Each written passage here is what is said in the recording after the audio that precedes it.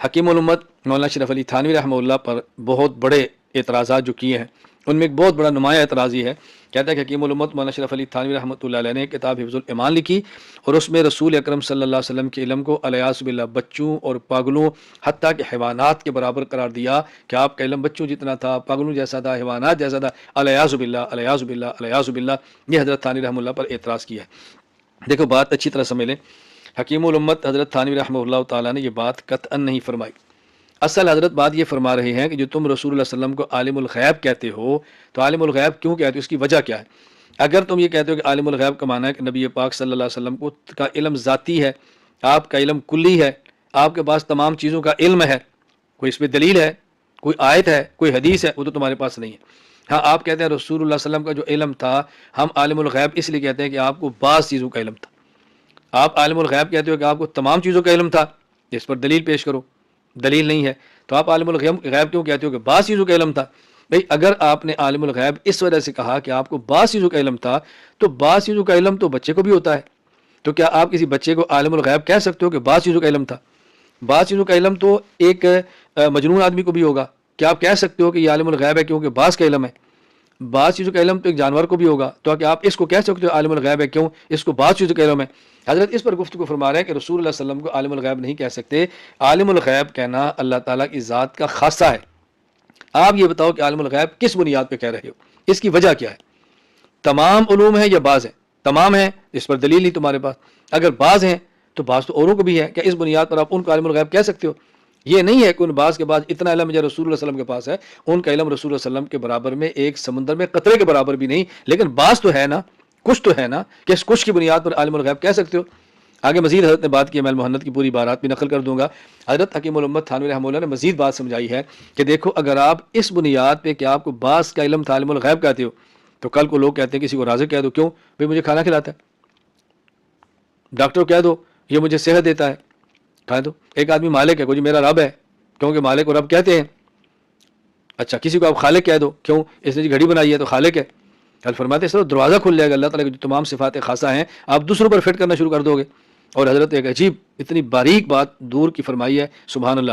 حضرت فرماتے ہیں اگر تم یہ تعویلیں اور بہانے کر کے عالم الغیب اللہ کے علاوہ اوروں کو کہو گے، تو کل کو کوئی بندہ کہہ دے گا کہ میں اللہ کو عالم الغیب نہیں کہتا۔ کیوں؟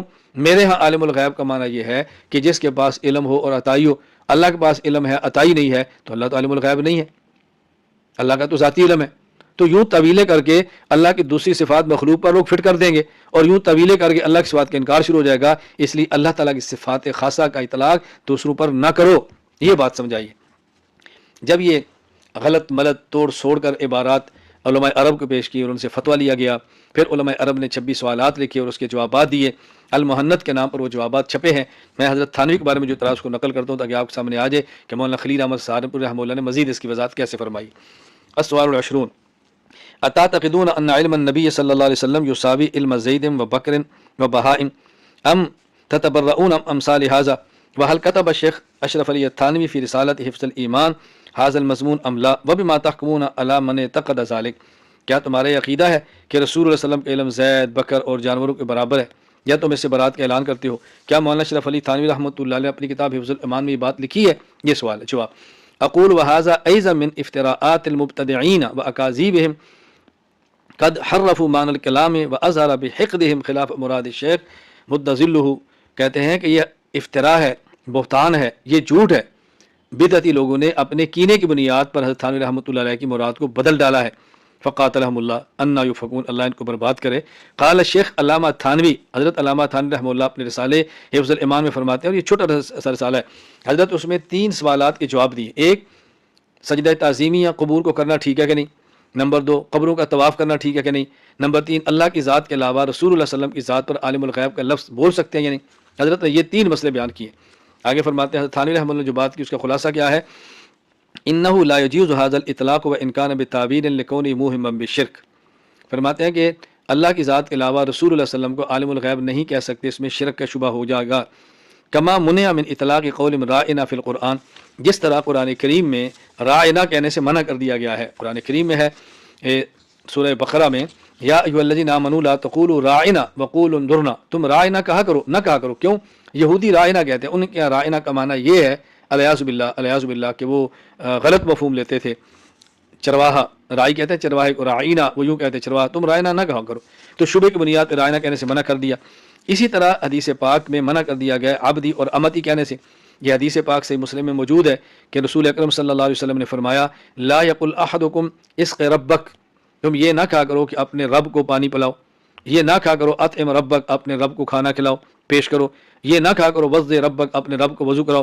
یعنی غلام کو اس کا آقا یہ نہ کہے کہ میں تمہارا رب ہوں، مجھے لیے کھانا لاؤ، میرے لیے پانی لاؤ، مجھے وضو کراؤ. مالک رب کا لفظ استعمال نہیں کہ کرو، اس سے شبہ شرک کا ہوتا ہے. اسی طرح یہ نہ کہا کرو کہ وَلْيَكُنْ أَحَدُكُمْ رَبِّي، یہ میرا رب ہے، یہ نہ کہا کرو. یہ کہا کرو سیدی، میرا سید ہے، سردار ہے، مولائی، میرا آقا ہے. وَلَا يَقُلْ أَحَدُكُمْ عَبْدِي امتی وَلْيَقُلْ فَتَايَا فَتَاتِي غلامی، اور اپنے غلام کو یہ نہ کہا کرو عبدی، یہ نہ کہا، اس کی بجائے کیا کہا کرو، اس کی بجائے کہا کرو فتایا فتاتی، او میرے جوان، او نوجوان، یہ کہو. اور غلام کہا کرو، عبد کا لفظ استعمال نہ کرو. تو جس طرح رسول اللہ صلی اللہ علیہ وسلم نے اور قرآن کریم نے شبہ کی بنیاد پہ رائنا کہنے سے، عبدی امتی کہنے سے منع کیا ہے، اس لیے عالم الغیب نہ کہا کرو کہ اس سے شرک کا شبہ پیدا ہوگا. حضرت یہ سمجھا رہے ہیں. آگے فرمایا فإن الغیب المطلق فی الاطلاقات الشرعیہ ما لم یقم علیہ دلیل ولا الی درک وسیلۃ وسبیل. عالم الغیب کا معنی یہ ہوتا ہے کہ جس شخص کے پاس، عالم الغیب کسے کہتے ہیں؟ غیب کا معنی بولا جاتا ہے ایسے علم پر جس پر کوئی دلیل بھی نہ ہو اور اس تک پہنچنے کا کوئی ذریعہ بھی نہ ہو، بلا واسطہ، ذاتی اس پر. اللہ فرماتے ہیں قل لا یعلم من فی السماوات والارض الغیب الا اللہ، اللہ کے علاوہ کوئی بھی غیب کو نہیں جانتا. یعنی بغیر ذریعے کے، بغیر وسیلے کے، بغیر کسی کے بتانے کے کسی کو علم ہو، یہ اللہ کی ذات کا خاصہ ہے. عالم الغیب کا معنی تو یہ ہے. جب تم تو کسی اور کو عالم الغیب کہو گے اور تم معنی عطائی بھی لوگے تو شبہ پڑ جائے گا نا کہ یہ عالم الغیب کا معنی تو یہ ہے کہ بغیر ذریعے، بغیر واسطے کے جانتا ہو. تو شاید نبی پاک صلی اللہ علیہ وسلم کے بارے میں یہی بات کہہ رہا ہے، اس لیے فرمایا کہ اس سے شبہ سے بچنے کے لیے منع کیا. ولو جوز ذلك بتعبیل یلزم ان یجوز اطلاق الخالق والرازق والمالک والمعبود وغیرہ من صفات اللہ تعالی المختصۃ بذاتہ تعالی وتقدس علی المخلوق بذلك التعبیر. کہتے ہیں اگر تم یہ کہو گے عالم الغیب کہنا جائز ہے تو کل کو کوئی تعویل کر کے کہے گا خالق بھی کہہ لو. کیوں بھئی یہ خالق ہے، اس نے بچہ جنا نہیں، عورت نے پیدا کی ہے. کیا تو رازق ہے، مجھے تنخواہ دیتا ہے، یہ صبح شام کھانا دیتا ہے. یہ کون ہے؟ یہ مالک ہے، میں اس کا نوکر ہوں. یہ کون ہے؟ معبود ہے. معبود کا معنی کہ میں اس کے لیے کام کرتا ہوں، میں اس کی بندگی کرتا ہوں. اللہ اکبر. اس طرح تو یہ دروازہ کھل جائے گا. حضرت نے عجیب بات فرمایا وَأَيْضًا يَلْزَمُ عَلَيْهِ أَن يَصِحَّ نَفْيُ إِطْلَاقِ لَفْظِ الْغَيْبِ عَنِ اللَّهِ تَعَالَى بِالتَّعْبِيرِ الْآخَرِ فَإِنَّهُ لَيْسَ عَالِمَ الْغَيْبِ بِالْوَاسِطَةِ وَالْعَرْضِ فَلْيَأْذَنْ فِي نَفْسِهِ عَاقِلٌ مُتَدَيِّنٌ حاشا وکلا. اس طرح تو کوئی تعویل کر کے یہ کہے گا اللہ کو عالم الغیب بھی نہ کہو. کیوں؟ عالم الغیب کا معنی ہوتا ہے ہمارے ہاں کہ جس کو عطائی علم ہو. اللہ کے پاس تو ذاتی ہے، لہذا عالم الغیب نہیں ہے، تو پھر اللہ سے عالم الغیب کی نفی ہو جائے گی. فرمایا تعویلیں کر کے ایسی باتیں مت کرو کہ اس کا نقصان بہت زیادہ ہوگا. اللہ اکبر. تب اس کو حضرت نے مزید کھولا ہے. ثم لو صح هذا الاطلاق على ذات المقدسه صلی اللہ علیہ وسلم على قول السائل فنستفسره منه ماذا اراد بهذا الغیب، هل اراد كل واحد من افراد الغیب او بعض اي بعض. یہ جو ایک آدمی کہتا ہے کہ حضور صلی اللہ علیہ وسلم عالم الغیب ہے، ہم پوچھتے ہیں کہ عالم الغیب سے کیا مراد ہے؟ رسول اللہ صلی اللہ علیہ وسلم کو تمام چیزوں کا علم ہے یا بعض کا؟ فإن اراد بعض الغیب فلا اختصاص له بحضرت الرسالہ صلی اللہ علیہ وسلم. اگر آپ کہتے ہیں کہ بعض چیزوں کا علم ہے تو یہ تو آپ کی خصوصیت نہیں ہے. فإن علم بعض الغیب ان كان قلیلا حاصل لزید وعمر بل لكل صبی ومجنون بل لجميع الحیوانات والبہائم. اس لیے کہ کچھ نہ کچھ علم تو بچے کے پاس بھی ہے اور پاگل کے پاس بھی ہے، حیوانات کے پاس بھی ہے، کچھ نہ کچھ. یعلم لأن لكل واحد منهم يعلم شيئا لا يعلم الآخر. ان میں سارے بعض ایسی چیزیں جانتا ہے جو دوسرے کو نہیں پتہ ہوتا. ويخفى عليه فلو جوز السائل اطلاق عالم الغیب على احد لعلمه بعض الغیوب يلزم عليه ان يجوز اطلاقه على سائر المذکورات. اگر عالم الغیب رسول اللہ صلی اللہ علیہ وسلم کو سائل کہتا ہے اس وجہ سے کہ آپ کو کچھ علم تھا، تو کچھ علم ان کا پھر کیا سب کو عالم الغیب کہہ دو گے؟ وَلَوْ الْتَزَمَ ذَلِكَ لَمْ يَبْقَ مِنْ كَمَالَاتِ النُّبُوَّةِ. اور اگر آپ کہتے ہیں سب کو کہہ دو گے تو پھر حضور کا کمال ہوگا نا عالم الغیب کہنا. لِأَنَّهُ يَشْرُكُ فِي سَائِرِهِمْ لَوْ لَمْ يَلْتَزِمْ طُولِبَ بِالْفَارِقِ. اگر آپ کہتے ہیں سب ہیں تو پھر حضور صلی اللہ علیہ وسلم کی خصوصیت کیا ہوئی؟ آپ کہتے ہیں نہیں سب نہیں، وہ ہیں اور یہ نہیں ہے، تو دلیل کیا ہے کہ بعض علم کی وجہ سے آپ ان کو عالم الغیب کہتے ہیں اور بعض کی وجہ سے آپ دوسروں کو عالم الغیب نہیں کہتے؟ پھر فرق کیا ہے؟ فرق بتاؤ. ولن تجد علی سبیل، انتہا کلام الشیخ تھانوی. فانظروا يرحمكم الله في كلام الشيخ لن تجدوا مما كسب المبتدئون من اثر فحاشا ان يدعي احد من المسلمين المساواة بين علم رسول الله صلى الله عليه وسلم وعلم زيد وبكر وبهائم، بل الشيخ يحكم بطريق الالزام على من يدعي جواز اطلاق عالم الغيب على رسول الله صلى الله عليه وسلم لعلمه بعض الغيوب انه يلزم عليه ان يجوز اطلاق على جميع الناس والبهائم. فرماتے ہیں اللہ کی لعنت اس شخص پر جو رسول اللہ صلی اللہ علیہ وسلم کے علم کے برابر ان کے علم کو کہ حضرت تھانوی نے کیا بات لکھی اور یہ کیا ثابت کرنا چاہ رہے ہیں. فأين هذا من مساواة العلم التي يفترونه علي فلان الله للكاذبين ونتيقن بأن معتقد مساواة علم النبي صلى الله عليه وسلم مع زيد وبكر وبهائم ومجانين كافر قطعا.